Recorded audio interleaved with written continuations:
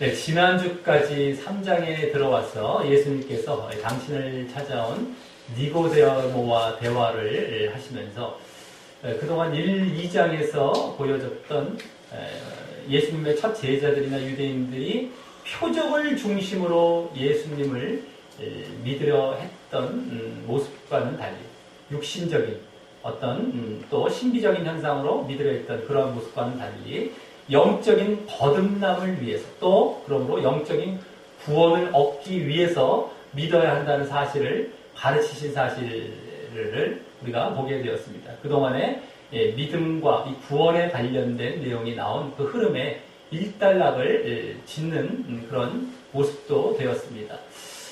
그러면서 그동안 또 계속해서 함께 보여줬던 예수님께서 신성과 인성을 가지신 이 메시아 이심도 계속 보여주고 있었는데 지난주에 그런 흐름 가운데 예수님께서 바로 영적인 그런 구원, 영생과 구원이죠. 영생과 구원을 주시기 위해서 결국에는 이렇게 이 땅에 오신 메시아이신이라는 사실까지도 이제 보여지게 되었던 것이고요.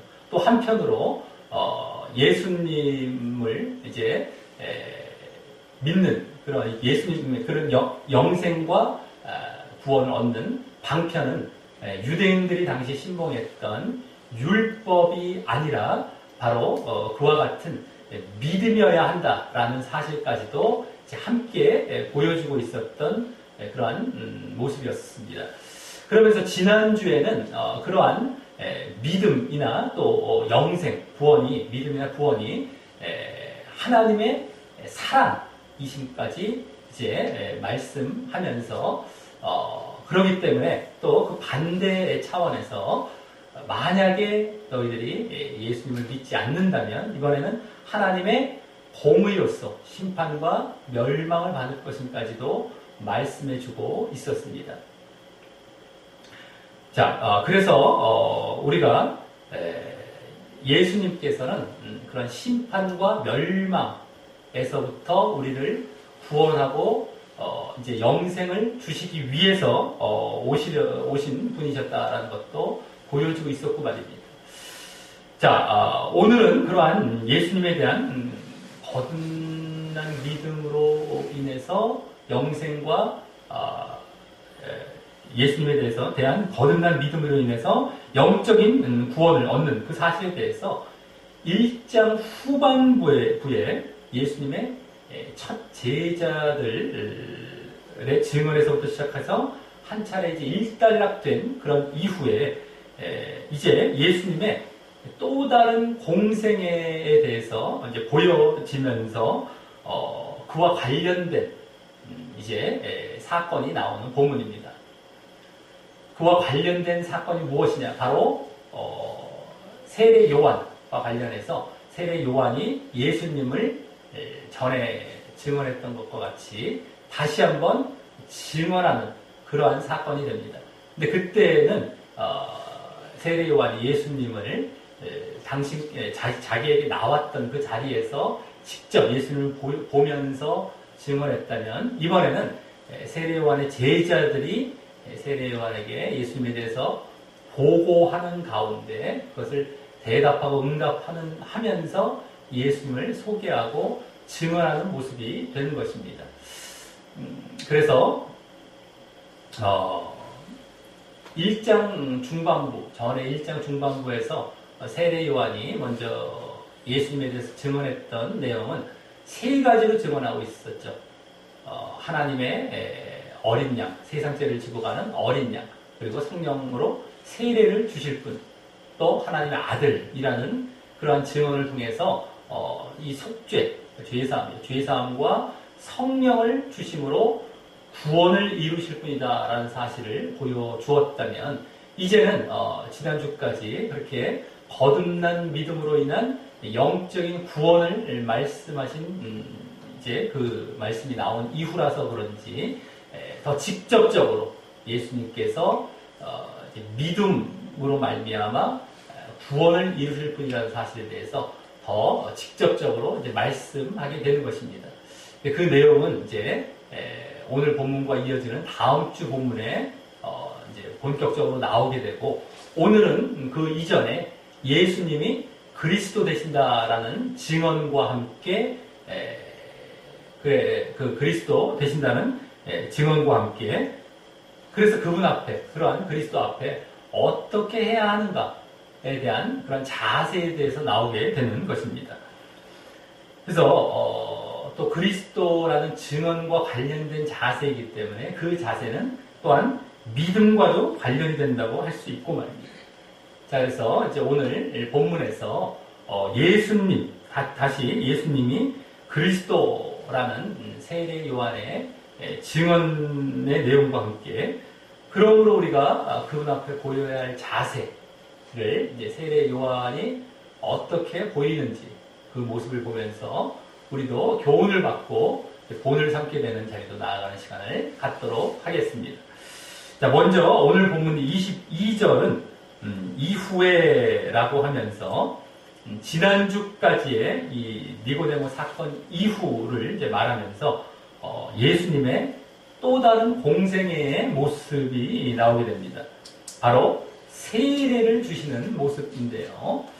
그 장소는 거기 예수께서 제자들과 유대 땅으로 가서 거기 함께 유하시며 라고 하면서 유대 땅으로 나오죠. 유대 땅.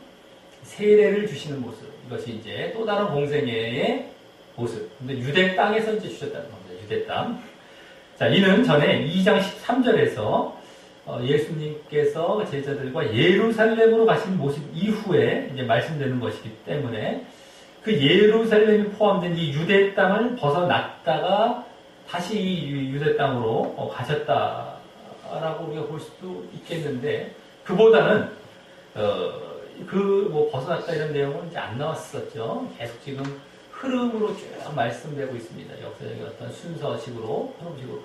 그렇기 때문에 굳이 벗어났다기보다도 이제 예루살렘과 유대 땅을 따로 구분해서 예루살렘 변경, 이 유대 땅이라는 것이 예루살렘 변경으로 나아가신 것을 말하는 것으로 볼 수 있습니다. 아, 예수님께서 지금 예루살렘에 오셨다가 이제 벗어나는, 우리는 말하자면 서울에 오셨다가 경기도로 나와요.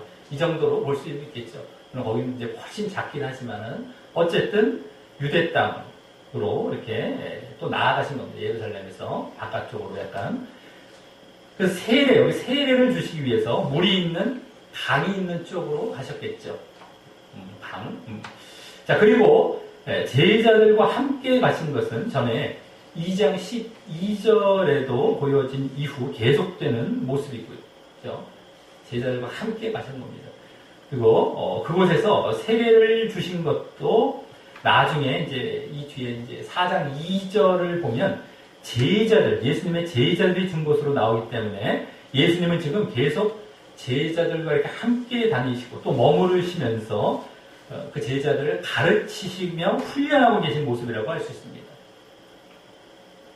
계속 세례도 주게 하시면서 훈련도 하시는 이런 거죠. 자, 지금 이 세례는 회개와 거듭남을 위한 것이기 때문에 지난주까지 니고데모와의 대화 가운데 거듭남과 그 영적인 구원을 말씀하신 이후에 그것을 위한 그 이전 단계로서 이제 이 세례가 상징하는 회개와 거듭남 내지는 거듭난 믿음의 필요성을 강조하시며 말입니다.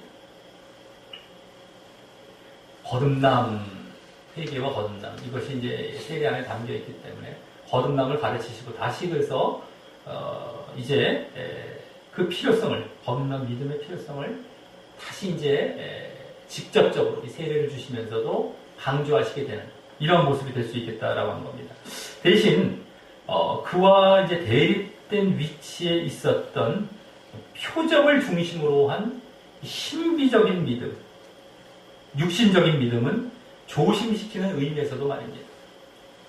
그런 식으로 우리가 믿어서는 안 된다. 표적을 중심으로 해서는 세례를 이제 받으면서 영적인 너희들이 거듭난 믿음 이러한 것으로 나아가야지 표적을 보며 이제 너희들이 자꾸 믿으려 하는 식이 돼서는 안 된다.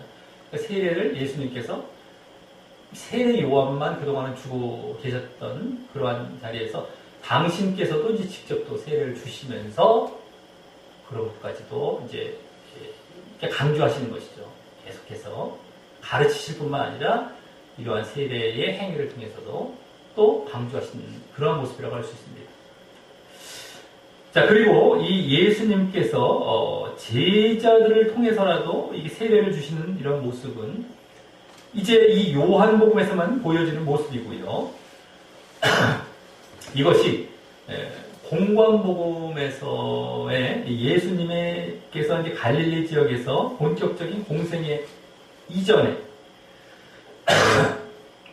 그것도 유대 땅에서 이루어지고 있음을 이제 보게 될 때, 원래 이제 예수님께서는 갈릴리 지역에서 회개하라, 천국이 가까웠다라고 공생회를 시작하셨습니다. 근데 그 이전입니다. 그 이전 지금 여기서 요한복음에서는 그리고 세례까지 주십니다. 세례. 그것을 보게 될 때 또 이 세례에 담겨 있는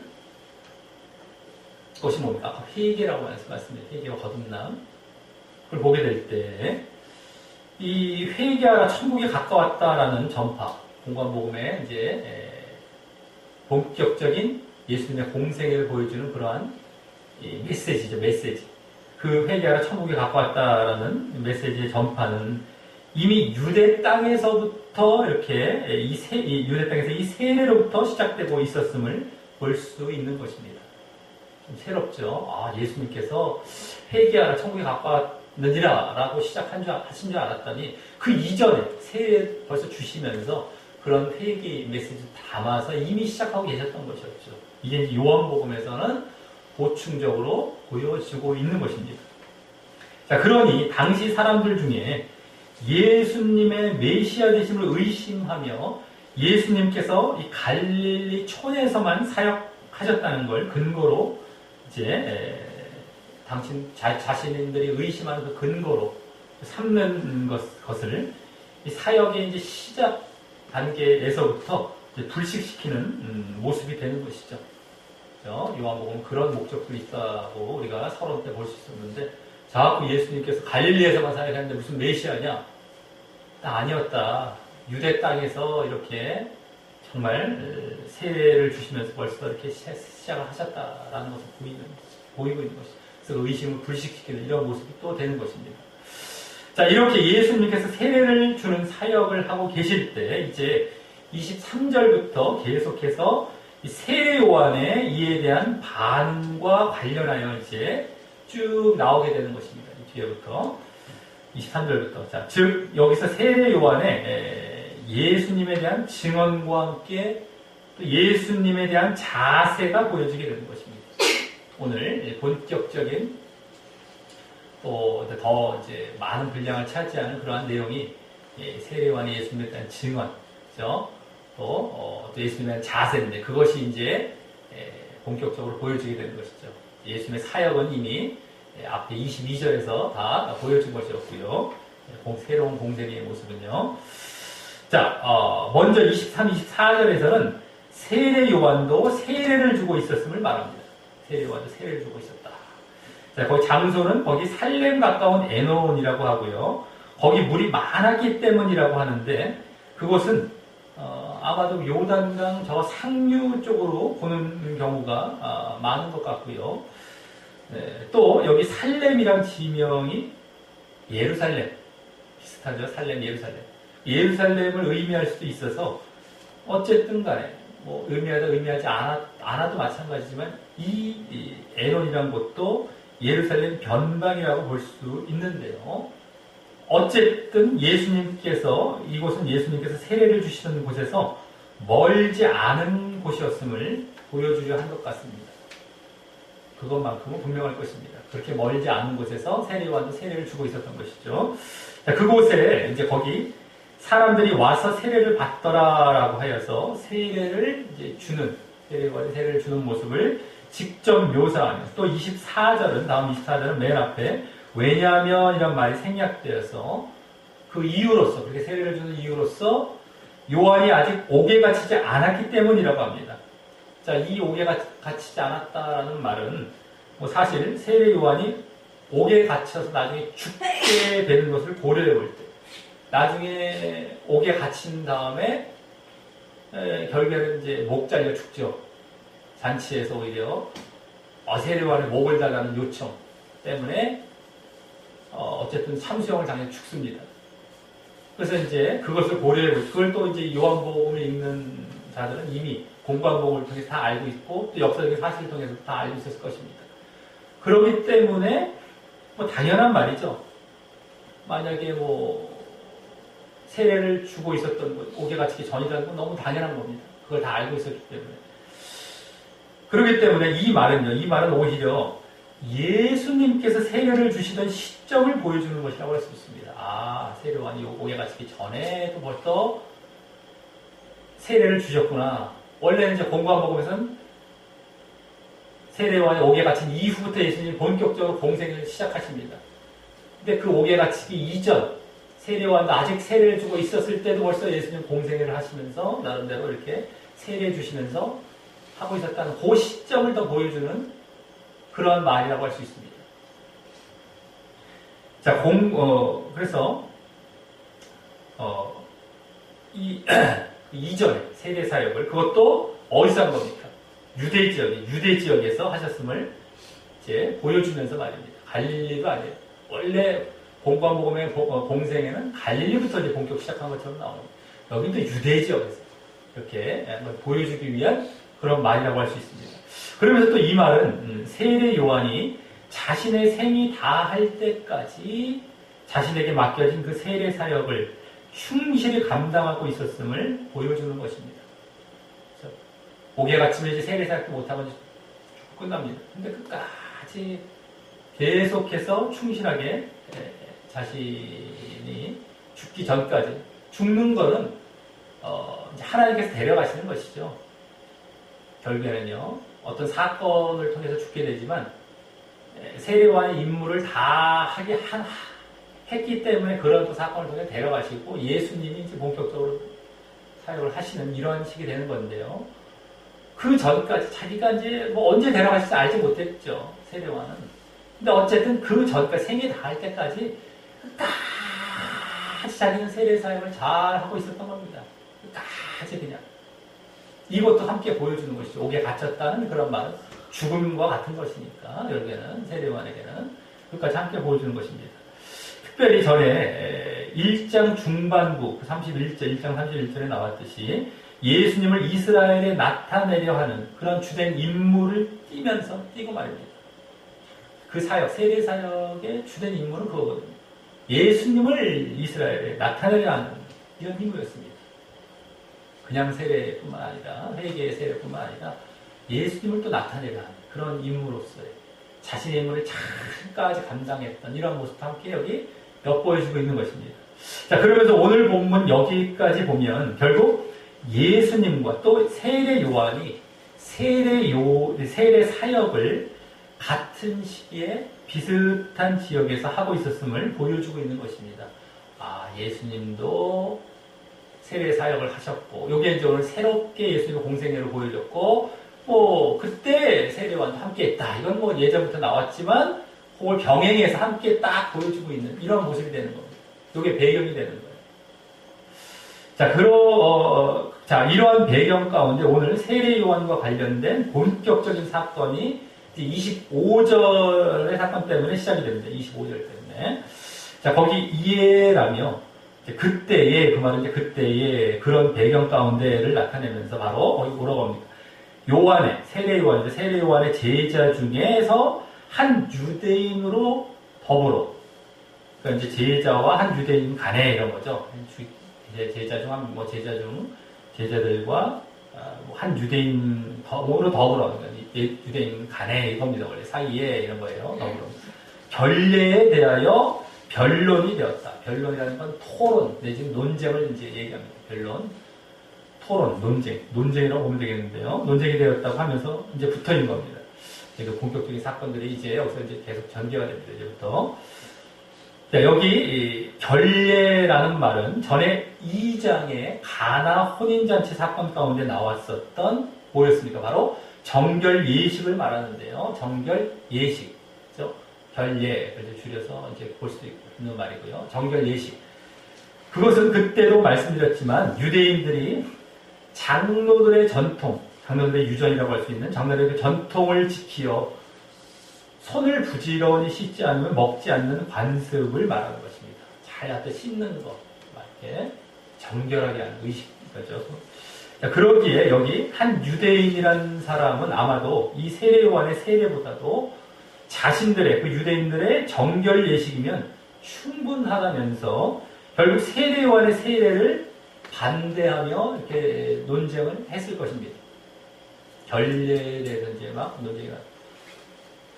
우리가 정결 예식이 있는데 왜 또 씻느냐? 뭐 늘 씻는다. 뭐 이러면서 뭐 이렇게 그걸 반대하는 이런 모습이었을 것입니다. 그러면서 이 뒤에 보여줄 내용을 참고해 보면 이때 그 한 유대인은 분명 그 세례 요한의 세례를 앞서 보여진 예수님의 세례와 비교했을 것이고요.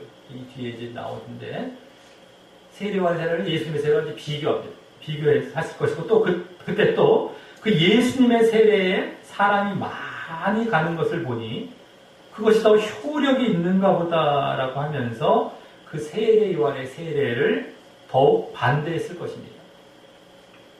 반대하는 어떤 한 빌미와 근거로 삼았을 것입니다. 더욱.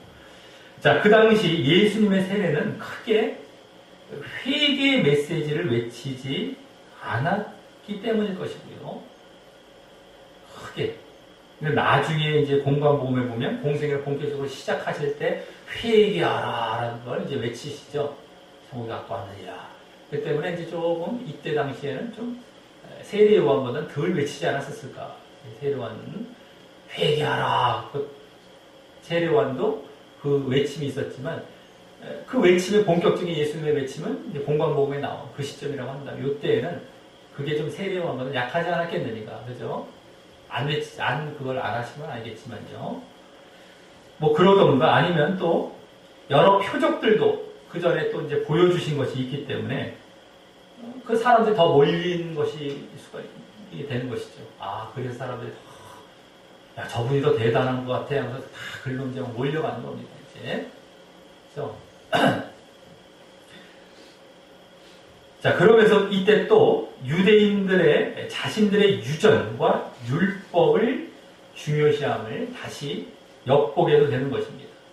결례를 자신들이 막 내세운 거 아니겠습니까? 그죠? 유대인으로서. 그러니까 그 율법. 근데 율법도 그냥 율법이 아니라고 했죠. 그때도 봤지만 전통을 통해서 만들어진 하나의 정통이 아니라 이제 부수적인, 부록과 같은 율법입니다. 유전. 지금으로 말하자면 성경만 제대로 보면 되는데 그걸 잘못된 신학을 여러 가지 갖다 붙여놨어요. 신학도 성경을 제대로 이렇게 한 신학이 있는가 하면은 그러지 않은 신학 정도에 해당하는 것이 되는 것이죠. 어쨌든 그런 것, 그걸 더 이제 막 그 중요시하는 것을 다시 엿보게 되는 것이 이들은요. 계속 예수님을 믿는 그러한 믿음으로 나아가는 데 되는데 회개하면서 이제 그런 것들보다도 이렇게. 그래서 그 이면에 회개와 믿음을 거부함도 함께 보이면서 회개하고 너희들 믿어라라고 하는 걸 거부하는 거죠. 이제 이 세례 요한의 세례도 회개가 담겨 있거든요. 회개. 그리고 이제 믿는 것, 예수를 믿는 것을 계속 거부하고 이들은 율법을 고집해 나아가는 유대인의 전통을 고집해 나아가는 이런 모습들도 엿보여주고 있는 것도 그동안의 흐름 가운데 계속 엿보여져 왔던 것처럼 지금도 또 한편으로 이것도 보여주고 있는 것이다라고 하는 것이죠. 자, 그래서 다음 26절을 보면 이제 이로 인해서 사건이 본격 전개가 됩니다. 거기 저희가라고 하는 세례 요한의 제자들이 저희는 세례 요한의 제자들이죠. 세례 요한에게 와서 하소연하듯 말하기를 랍비여 선생님과 함께 요단강 저편에 있던 자 곧 선생님이 증거하시던 자 쭉 누굴 말하는 겁니까? 함께 요단강 저편에 있고 그리고 또 막 함께 선생님 세례 요한이 증거하던 자 증거하시던 자 또 예수님이죠. 예수님이 세례를 주매 사람이 다 그에게로 가더이다 라고 말하면서부터입니다. 여기서 이제 앞서 말씀드렸듯이 예수님의 세례가 세례 요한의 세례보다 사람들에게 더 인기가 많았으니 보여지고 있는 것입니다. 이제. 자, 그래서 여기서는 일단 세례 요한의 제자들의 예수님에 대한 반응과 인식을 보게 되는데요. 먼저 호칭을 예수님 내지는 메시아라고 하지 않고 선생님과 함께 요단강 저편에 있던 자 정도로 말합니다.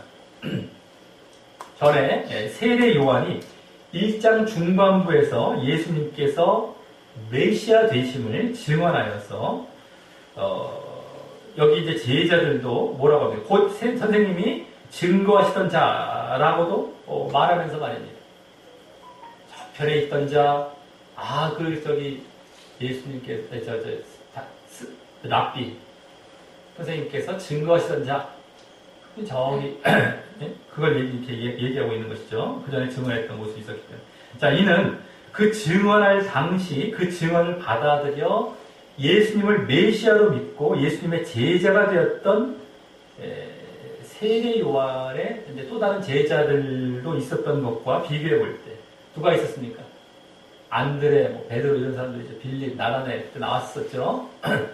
그 세례 요한의 제자였다가 글로 이제 이렇게 갔던 제자들도 있었던 것을과 비교해 볼 때 여기 지금 오늘 여기 나온 제자들은 아직도 전혀 그 세례 요한의 증언을 믿지 못하고 그래서 예수님을 메시아로 받아들이지 않고 있었던 제자들임을 알게 하는 것입니다.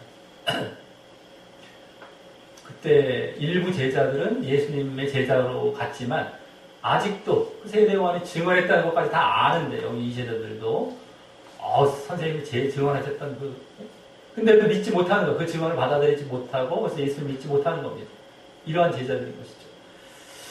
자, 이들은 예수님께서 오히려 세례 요한에게 세례를 받은 적도 있었기 때문에 여기 요한복음엔 그 내용이 직접적으로 나오지 않았지만 본관복음엔 나오죠. 예수님이 세례 요한으로부터 세례를 받았어요. 그런 적도 있었기 때문에 그러한 증언도 예수님이 세례 요한보다 그러니까 세례 요한이 예수님을 증언한 그 모습도 그렇다고 해서 예수님이 세례 요한보다 큰 인물은 아닐 것이라고 생각했을 것이고요. 증언을 해갖고 이렇게 막 증언을 했는데도 그래도 자기 스승 세례 요한을 더 크게 생각한 겁니다. 이들은요. 그랬을 것이고 또 그 증언이 세례 요한의 증언이 구약 말씀을 중심으로 했던 증언이었는데 구약 말씀을 중심으로 그때 아까도 말씀드렸던 세상 죄를 지고 가는 하나님의 어린 양 이런 것부터 해서 그죠? 성령으로 세례를 주실 분 이런 것들 다 구약 말씀을 중심으로 했던 증언이었는데 이 제자들은 여기 이 제자들은 그 구약 말씀에도 무지했기 때문에 그 증언을 알아듣지 못하고 보인 그런 반응이었을 것입니다. 자꾸 증언하는데 그걸 못 알아듣는 거 말씀에도 무지하기 때문에 그리고 그냥 육신적이지 되게 어떻게 큰 자가 작은 자에게 세례를 주지 어떻게 그게 말이 됩니까? 이제 이렇게 보는 거죠. 우리 스승이 최고예요. 아무리 예수님 저거 해도 그래도 우리 스승 아래에 있는 거죠. 이 정도. 그러니까 육신적으로 판단하는 것이죠. 말씀도 무지하면서. 그래서 이 제자들은 결국 육신적인 비교에 빠져서 예수님을 단순히 자신들의 스승 세례 요한의 경쟁자 정도로 생각했었을 것인데요. 지금도 여기 보이죠? 어떤 경쟁자 정도.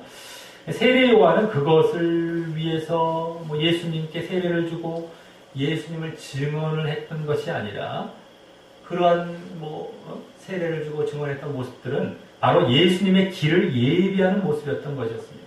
그렇죠? 예수님의 이제 사역 하실 그 길을 예비하신 그런 모습이었던 것이죠. 그렇기 때문에 우리가 육신적인 기준으로 예수님을 믿으려고 하면 안 되는 것임을 다시 보게 되는데요. 어떤 육신적인 것. 그런 현상으로 예수를 믿어도 잘못되는데 지금 이번에는 불신자의 경우인 것이고요. 이들은 지금 아직 안 믿고 있지 않습니까? 그때는 믿었긴 믿었는데 예수를 믿는 자리에 나아갔는데도 표적이나 이런 것 같은 육신적인 현상을 중심으로 믿었던 것이고 여기서 이제 안 믿는데도 그렇게 불신자 근데 이제 육신적인 것을 기준으로 믿으면 안 믿게 된다는 것이죠. 결국엔 안 믿게 돼요. 제대로 안 믿게 되던가 아예 안 믿게 되던가 육신적인 기준을 갖고 믿으면 이러한 것을 보여주는 것이고 또 그래서 그것을 위해서는 정말 말씀 네? 그렇게 믿지 않기 위해서는 말씀을 잘 알아야 함도 보게 되는 것입니다. 육신적인 기준으로 믿지 않기 위해서 말씀을 잘 알아야죠. 그 뭐 알아듣고 자기가 또 기다리기도 기다리고 그래서 이제 이들은 말씀도 없었기 때문에 사실은 이렇게 되어진 것입니다. 이제 이 흐름 가운데 우리는 그런 것들을 전반적으로 볼 수 있는 것이죠. 자, 그래서 여기 또 예수님의 세례로 사람들이 그리로 가는 것에 대해서 예수님께 가는 것, 막 사람들이 막 예수님께 가는 것에 대해서 불만이 아니라 이들은 지금 이 제자들은 불만을 갖고 있는데 그것이 아니라 기쁨을 가져야 하는데 이들은 전혀 반대의 모습을 보인 것입니다.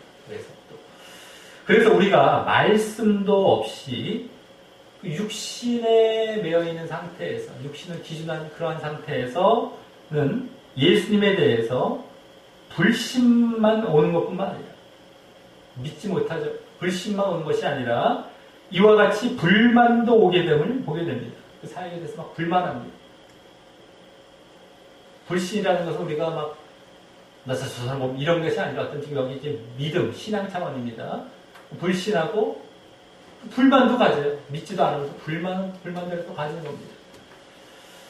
자, 지금 예수님의 그 모습은 사실 우리의 구원을 위해 지금 세례를 주시는 모습은 우리의 구원을 위해 찬양받아야 할 일임에도 불구하고 그렇죠?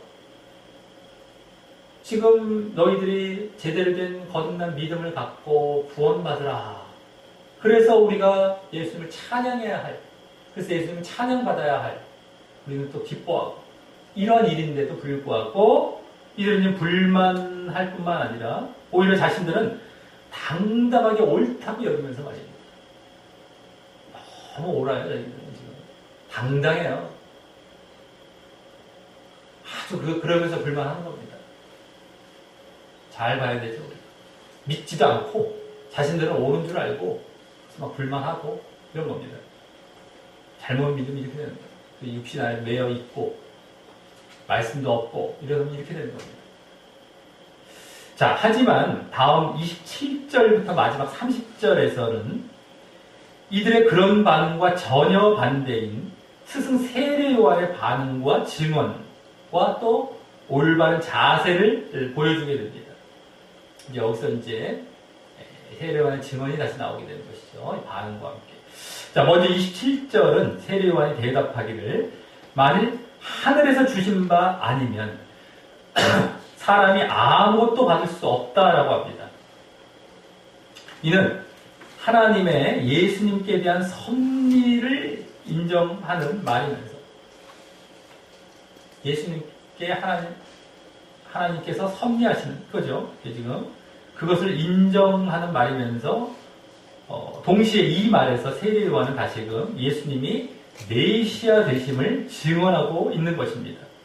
특히 여기 하나님을 의미하는 하늘이란 말로 이제 신성도 표현하고 있고요.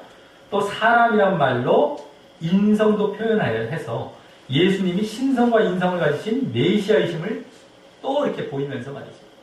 아, 이게 지금 그래서 하늘에서 주신 바 아니면 사람이 아무것도 받을 수 없다.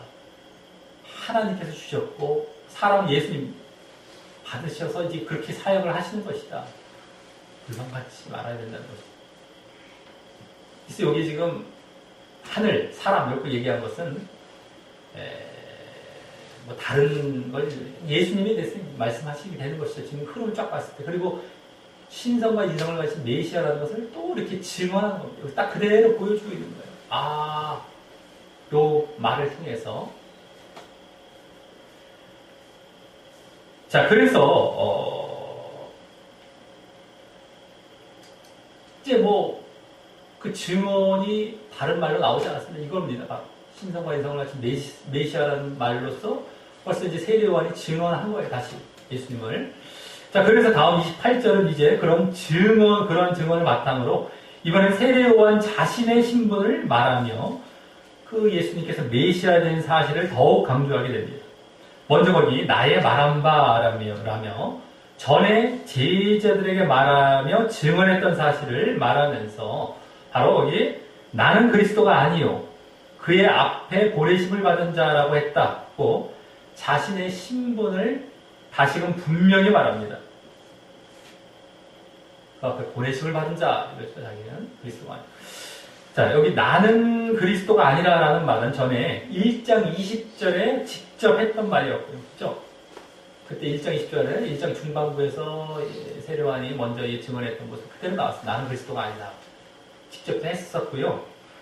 나의 말한 바라는 것도 이미 이렇게 말했던 거예요. 또, 그 다음에 그의 앞에 보내심을 받은 자라는 말도 1장 20절 그 뒷부분, 1장 23절에서 또 그것도 직접 말했기 때문입니다.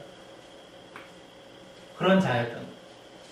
다시금 이제 반복해 준 거예요. 이 제자들에게도요.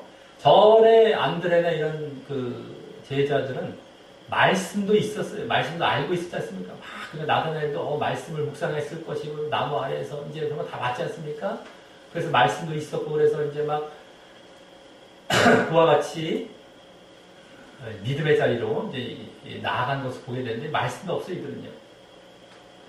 근데 어쨌든 다시금 이제 내가 또 증언했던 그 사실을 이제 다시 한번 말하는 겁니다. 그래서 어쨌든 여기서 세례요한 자신은 예수님보다 못한 자이고 겨우 그 길을 예비하는 자임을 분명히 하는 것이죠.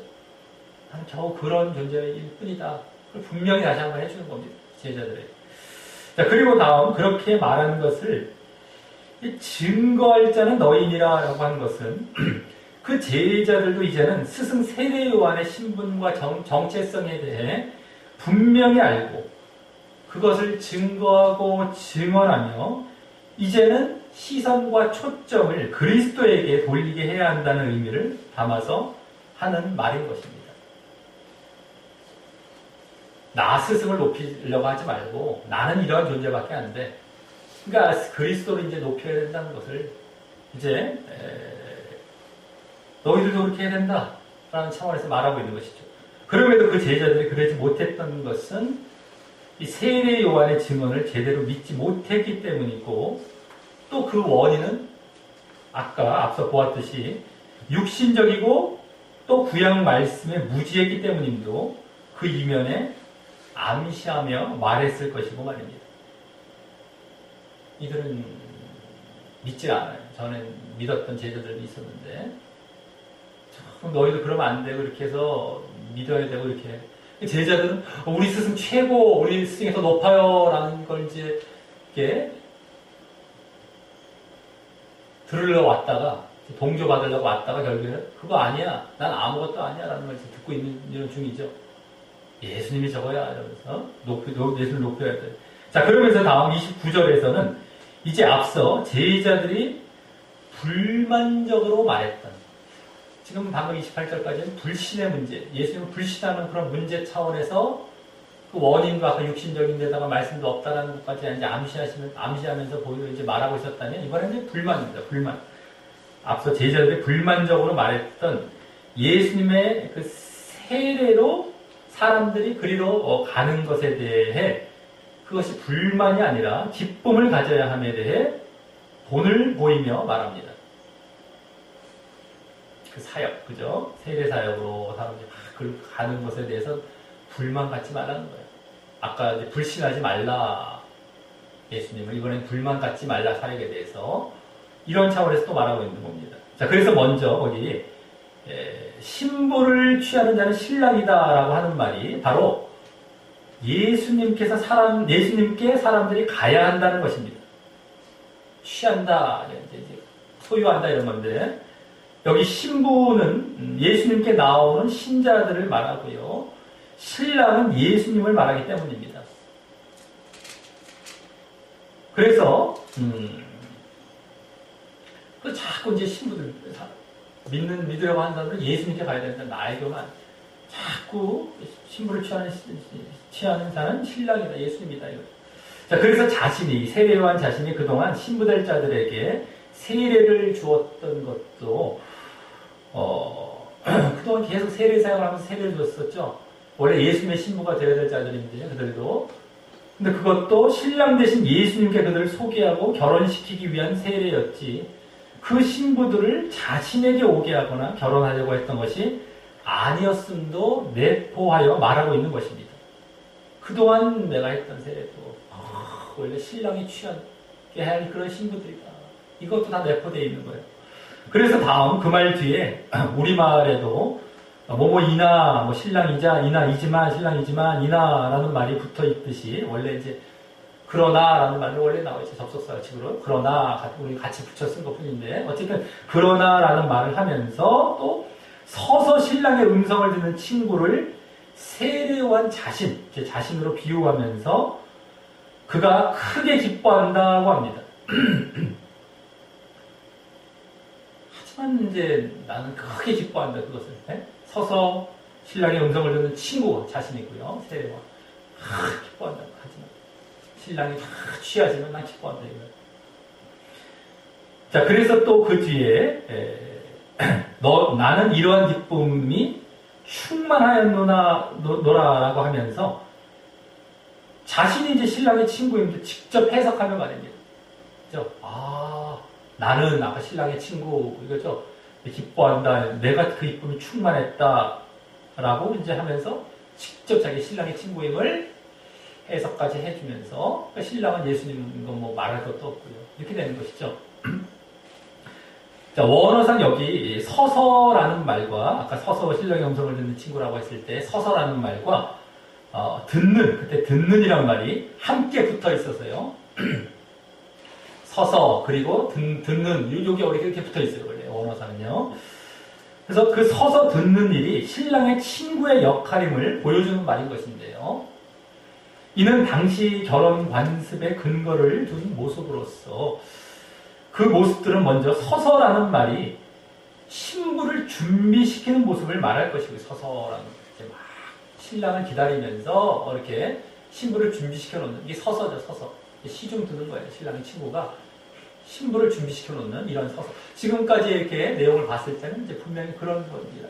이 당시에 관습과도 비교해 봤을 때 친구들이 와서 들러리 서주면서 막 준비해주는 이런 건데 특별히 여기서는 신부를 이렇게 해주는 이러한 모습, 준비시키는 모습을 말할 것이고요. 또 다음 듣는다라는 말이 신랑이 오는 소리를 기다리다 듣는 모습을 말할 것입니다.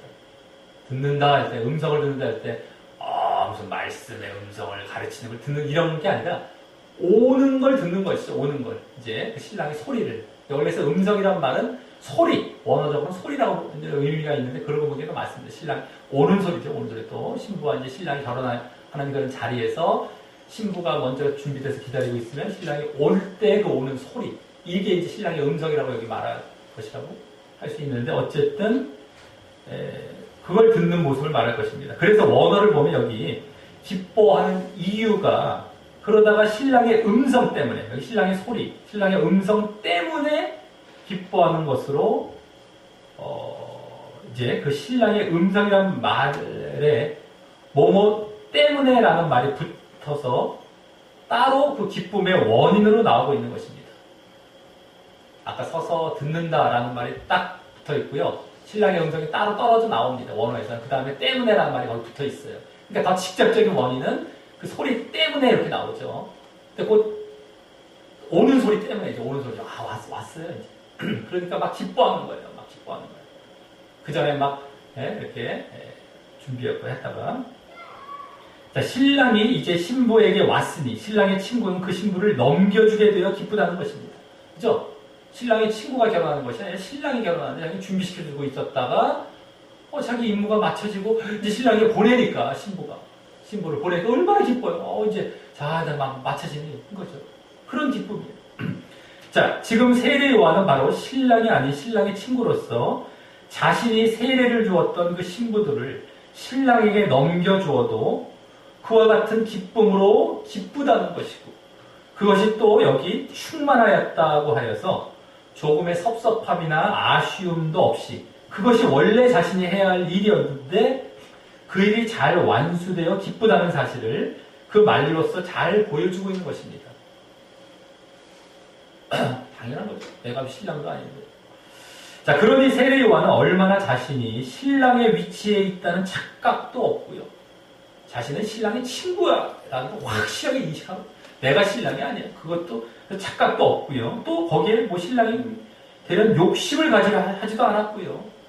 말도 안 되는 거예요. 신랑의 친구가 무슨 신부를 자기가 차지합니까? 말도 안 되는 거 아니에요. 욕심도 없었어요. 당연한 것이지만 당연하게. 당연한 것인데 당연치 않은 사람들이 많이 있으니까.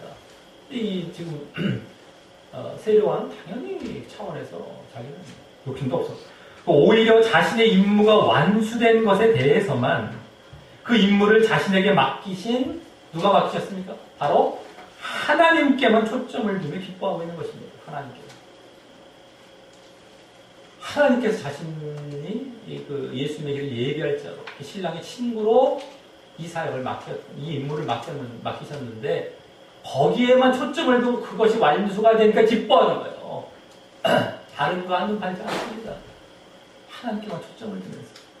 달리 말해서 영적인 데 초점을 두고 있기 때문입니다. 영적인 데. 하나님께 초점을 두고 영적인 데 초점을 두고 있는 거예요. 그러니까 만약에 육적인 데 초점을 두었다 그러면 자기 신랑이 되려고 욕심을 가지려고 하고 말이죠. 네? 그리고 막 뺏기는 것을 왜 기뻐할 수가 없는 거예요. 하나님께만 초점을 두는데 이런 모습이 나타나는 거예요. 불만이 어디 불만이 나옵니까? 제자들은 불만하는데 어디 불만이 나와요? 당연히 뺏기는 게 기쁨이죠. 보내는 게 기쁨이죠. 뺏기는 게 보내는 게 기쁨이죠. 하나님께만 초점을 두니까, 지금 영적인 데 초점을 두니까. 자, 그리고 이것이 바로 예수님을 전하고 알리는 모든 사역자의 모습이 되어야 하는 것입니다. 우리가 하나님, 예수님을 전할 때 이래야 된다. 자기는 아무것도 아닌 게 되어야 돼요. 사역자들, 목회자들이 자기가 뭐가 되고 막 자기가 하나님 자리에 들어가고 이러면 안 된다는 거예요. 이러면 자기는 아무것도 아닌 자가 되는데 하나님이 드러나야 돼요. 자꾸 하나님께 오기요. 자꾸 세상 거 얘기하면 자기에게 끄는 것밖에 안 됩니다. 사역자는 육신 거 막 얘기하고, 그걸 왜 하나님이 관심 갖고 하나님께 오게 하는 그 영적인 걸 자꾸 얘기해야죠. 근데 사람들은 또 싫어해요. 목사에게 갈래요, 목사, 육신적인 거 얘기해줘요. 목사 잘 살리는 거, 하나님 잘 살리는 거 아닙니까? 전혀 달라요. 목사와 하나님은 또 분리가 돼요. 세례요한과 예수님이 비슷한 사역을 하셨으면 완전히 분리되는 것처럼 똑같습니다. 어디 목사에게 내가 잘하니까 하나님께 잘하는 것이라 착각합니까? 목사는 우상을 섬기는 거죠. 잘못하면. 착각하지 마십시오. 그래서 목사를 잘못되게 만든 경우도 많고, 육신적인데 다 그냥 넘어가서 목회자들이 그 비위 맞추고 있고, 서로 간에 풍짝이 맞아요. 그냥 육신에 확 빠져갖고 말이죠.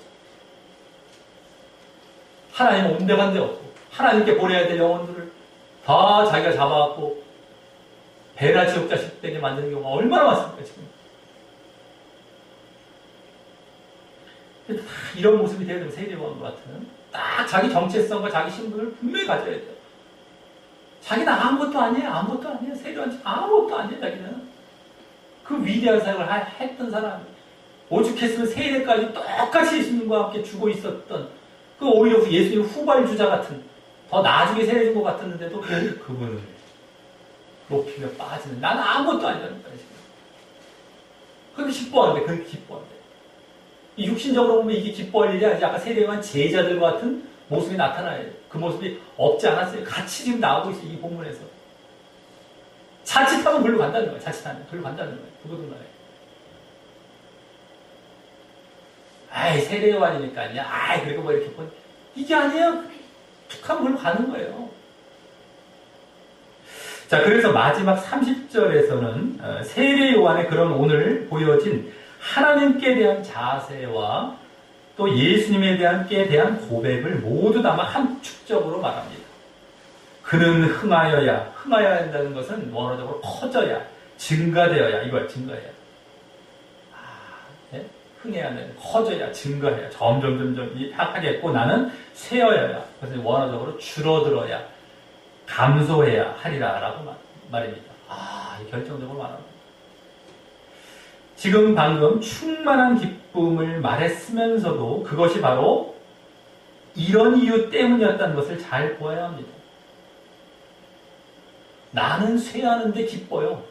나는 쇠하는데 기쁜 거예요. 지금 충만히, 이것도 그냥 기쁨이 아니라 충만히 꽉 찼다는 거예요. 기쁨. 나는 쇠하는데, 나는 막 감소되고 줄어들고 나는 아무것도 아닌 존재가 되는데 그게 막 기쁨이 넘쳐난다는 겁니다. 이걸 잘 봐야 돼요.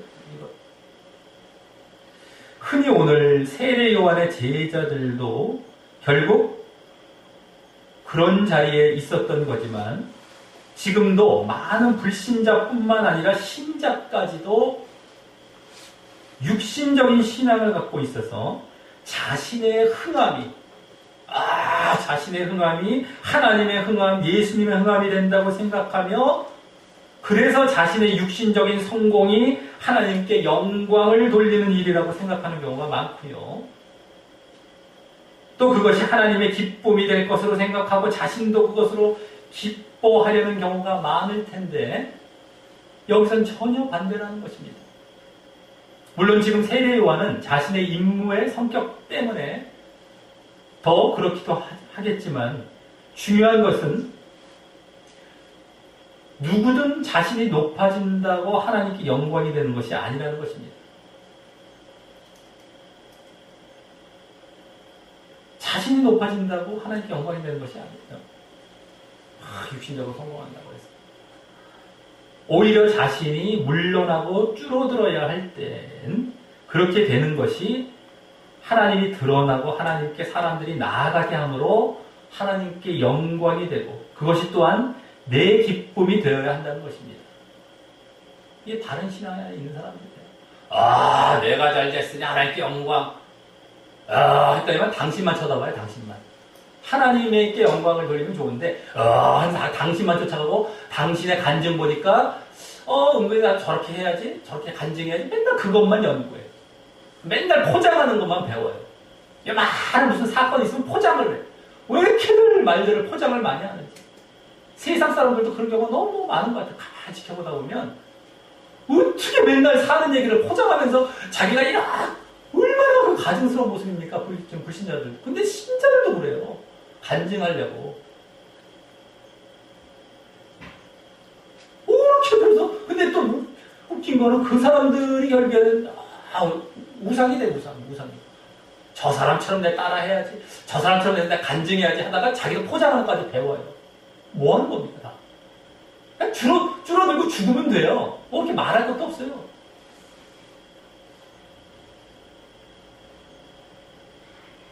자꾸 그 육신적인 성공, 가만히 보면 또 하나의 방법도 아니에요. 그런 것도. 이런 경우도 많고요. 근데 하나님이 드러나고 나는 아무것도 아닌 존재가 돼버리는 것. 이게 내 기쁨이 돼야 돼. 내 기쁨. 특히 자칫 하나님의 영광을 대신 차지할 수 있는 위치에 있으면서 그렇게 물러나지 않는다면 그것은 하나님을 모독하고 욕되게 하는 것밖에 안 됩니다. 그래서 사역자 같은 경우가 특히 그럴 수 있지만 목회자고 사역자 어떤 사역자는 특히 그럴 수 있지만 그렇다고 해서 목회자뿐만이 아니죠. 우리 모두는 하나님의 사역을 하는 자라는 사실에서는 모든 신자가 누구든지 사역자이죠. 사실은 신자이면서 사역을 하는 거 아닙니까? 하나님이 맡기신 일을 하는 자들이 아니겠습니까? 때문에 우리 모두는 모든 신자가 항상 조심해야 하는 것입니다. 그러지 않기 위해서. 하나님의 영광을 자기가 차지하면 안 됩니다. 자, 그래서 세례 요한은 나중에 옥에 갇혀서 죽임을 당하는 자리까지도 물러나게 됩니다. 나는 줄어드는 것 정도가 아니라요. 사람을 좀 다 뺏기는 차원, 사람이 글로 다 가. 이건 약과였어요. 옥에 갇혔던 이건 죽어요. 끝이에요. 자기 사명을 마칩니다. 끝이에요. 죽음으로. 그냥 죽는 것도 아니고 목 잘려 죽죠. 비참하게. 근데 그리고 그것은 예수님의 십자가의 죽음의 길을 열고 그 죽음이 영광스럽게 되는데 일조하게 되는 것입니다. 자기의 그런 죽음이 예수님의 죽음을 또 예표하기도 하는 것이면서 그것이 더 영광되는 그 죽음의 자리까지도 그 영광된 길을 보이며 자기는 물러나는 겁니다. 이게 세례요한이었어요. 네? 자, 이는 우리 또한 우리의 육을 죽이는 자기 십자가의 길을 걸을 때 우리가 육을 죽이고 자기 십자가를 길을 걷는 겁니다. 그러할 때 예수님의 십자가가 전파되고 영광을 얻는다는 이치도 암시하게 되는 것입니다. 예수님도 결국에는 다른 거 아니에요. 십자가입니다. 우리가 십자가 질 때 세례요한의 죽음으로 예수님의 죽음이 영광된 것처럼 우리의 십자가 질 때 예수님의 십자가가 더 전파하다가 영광을 얻는 다는 이치도 암시하는 것입니다. 우리가 죽는 거예요.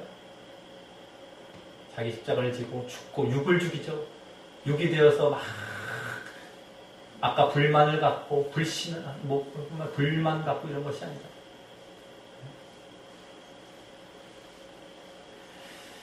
자, 이로써 오늘 예수님의 세례를 주는 예수님께서 세례를 주시는 그러한 사역에 대해서 예수님을 불신하고 불만만 갖고 있는 세례 요한의 제자들의 반응과 달리 세례 요한의 반응을 통해서 예수님에 대한 반복된 그런 증언과 함께 예수님에 대한 자세를 보여주는 본문을 보았습니다.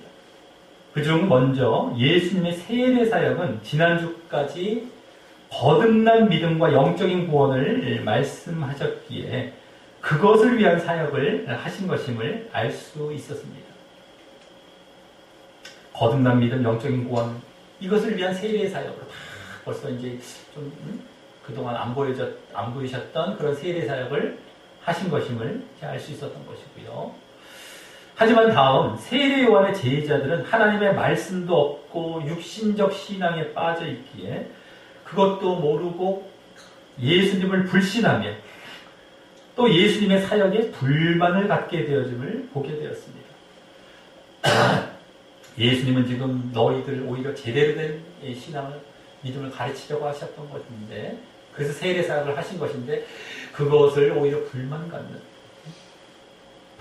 예수님을 불신할 뿐만 아니라 믿지 않을 뿐만 아니라 자, 하지만 또 다음 스승 세례 요한은 하나님 중심적이고 영적인 신앙을 갖고 있었어요. 그런데 초점을 두고 있어서 예수님이 신성과 인성을 가지신 메시아이심도 증언하며 전에도 보여진 자신은 철저히 낮추고 예수님은 철저히 높이는 자세를 보이며 그래서 자신은 쇠하고 줄어들며 예수님은 흥하고 커져가는데도 그것을 충만한 기쁨으로 기뻐함을 보았습니다. 자신의 쇠함은 오늘 옥에 갇힌다는 말이 나왔던 것처럼 그 옥에 갇혔다는 건 죽음까지 다 아는 말입니다. 이 당시부터 벌써 이거 성경 이 요한복음을 보는 자들은 다 알아요.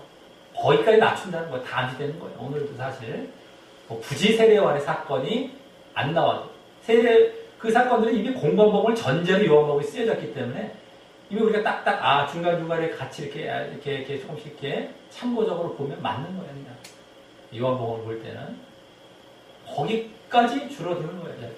자기가 거기까지 쇠하는 겁니다. 다 암시되면 그러면서 기뻐요. 크게 기뻐요. 하나님 중심적인 영적인 그러한 신앙이었기 때문에 차원이었기 때문에 자, 그래서 오늘 본문은 크게 세례 요한의 제자들과 세례 요한 간의 육신적 신앙이냐 영적인 신앙이냐의 결과를 보여주는 것이기에 사실 예수님의 세례 사역부터 해서 지난주까지 거듭난 믿음과 영적인 구원을 말씀하신 사실과 관련하여 그 거듭난 믿음의 유무에 대한 하나의 사례와도 같은 사건으로 기록되었다고 또 할 수 있습니다. 세례 사역도 예수님의 세례 사역도 거듭난 믿음을 위한 사역이었던 것으로 벌써 보여주고 있었고요. 근데 그런 믿음을 안 가져요. 제자들은요. 세례받은 제자들은 육신적인 차원에 있습니다. 거듭난 믿음이 아니에요.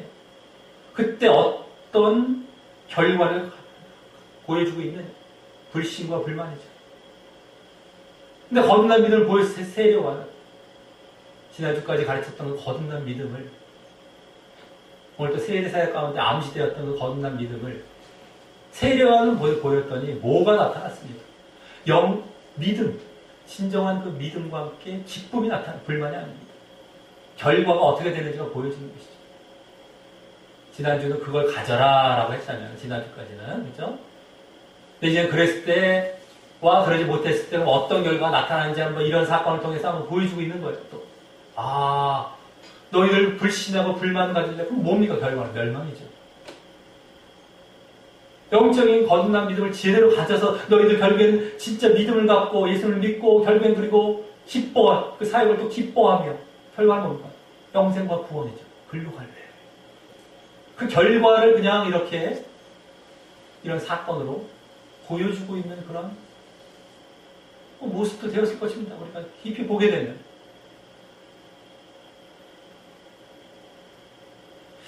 자, 그래서 그 결과는 뭐예요? 예수님과 그 사역에 대해서 자신을 높이면서도 불신과 불만이냐, 아니면 자신을 낮추면서도 믿음과 기쁨이냐로 나뉘어졌던 것이었는데,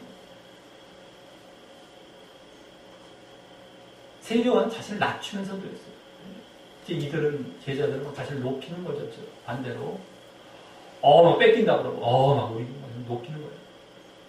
그러면서도 불신하고. 자, 이것을 볼 때 우리는 그만큼 영적인 신앙으로 거듭난 믿음이 반드시 필요함을 보게 되는 것이었습니다. 지난주까지 말씀드렸던 그 믿음, 그 신앙.